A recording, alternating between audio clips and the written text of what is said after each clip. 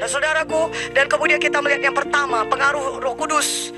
Ya, pengaruh urapan Roh Kudus, pengaruh yang manis dari Roh Kudus untuk pengenalan kita akan Tuhan. Amin. Dan saudaraku, kita tahu ya sebenarnya begitu sedikit tentang Tuhan. Itulah sebabnya perlu selama-lamanya nanti untuk mengenal Tuhan kita, karena Dia Tuhan yang besar.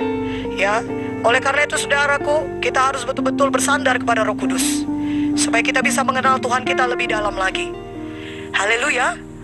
Nah, yang pertama kita lihat bagaimana Roh Kudus mempengaruhi pengenalan saudara akan Tuhan. Yang pertama, pimpinan Roh Kudus kepada kebenaran. Di bawah pengaruh yang manis Roh Kudus, saudara akan dipimpin kepada kebenaran. Suatu saudara membaca Alkitab. Haleluya. Jadi saudara waktu baca Alkitab, Roh Kudus itu akan berbicara kepada saudara. Dia pimpin saudara kepada kebenaran. Dan tahukah saudara, firman Tuhan berkata, kebenaran itu akan membebaskan kita. Kalau Roh Kudus berkata-kata saudara, Dia akan pimpin saudara kepada kebenaran. Yang artinya saudara tidak perlu takut saudara melenceng.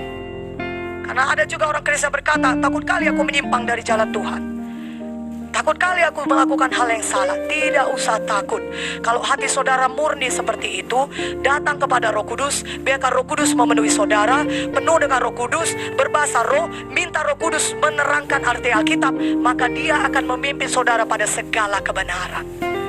Justru Dia lebih mau memimpin saudara pada segala kebenaran. Haleluya. Roh Kudus memimpin kepada kebenaran, sudah.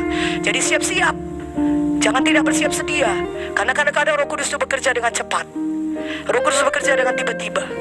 Saudara sudah doakan itu beberapa lama. Saudara sudah pikirkan itu. Saudara sudah tanya kepada Tuhan. Haleluya. Ya, setiap hamba Tuhan harus dikuasai Roh Kudus. Amin. Jangan bergantung lagi kepada indera dan memakai pikiran, terus memakai kepintaran manusia. Harus mau bertanya kepada Roh Kudus. Apa yang harus kulakukan Roh Kudus? Apa yang harus kukerjakan hari ini? Bagaimana aku menghadapi ini? Nah, saudara sudah doakan itu begitu lama. Dan ketika Roh Kudus itu, saudara baca firman, Roh Kudus itu bisa berbicara kepada saudara. Kebenaran-kebenaran firman itu bisa muncul keluar. Dan itu juga merupakan satu berkat bagi saudara. Karena bisa saja Tuhan berkata, khotbahkan ini kepada jemaatmu, kata Tuhan. Tuhan pimpin seperti itu. Haleluya. Yang kedua, Roh Kudus mengingatkan.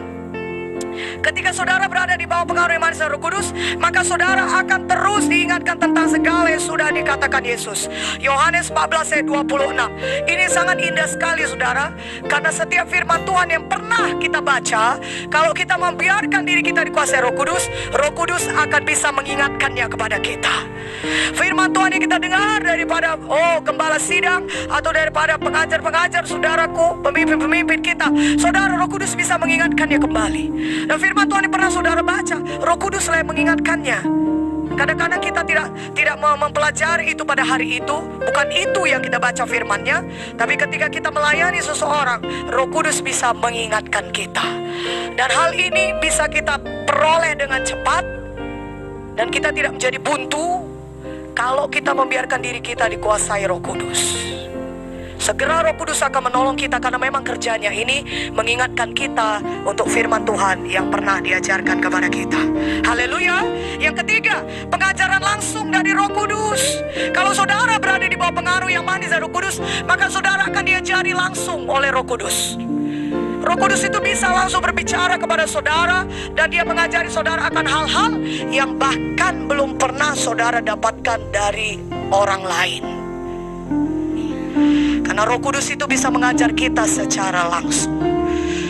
Sebab di 1 Yohanes 2:27, sebab di dalam diri kamu tetap ada pengurapan yang telah kamu terima daripadanya. Karena itu tidak perlu kamu diajar oleh orang lain.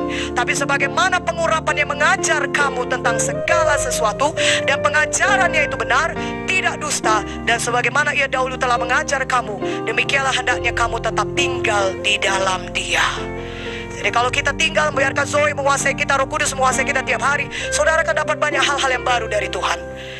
Ya, tidak secara implisit itu dikatakan kepada saudara ya di dalam sidang Tuhan ini. Tapi ketika saudara berada di tempat pelayanan, saudara dengar langsung dari Roh Kudus, ini begini, ini begini, ini begini, ini begini. Haleluya.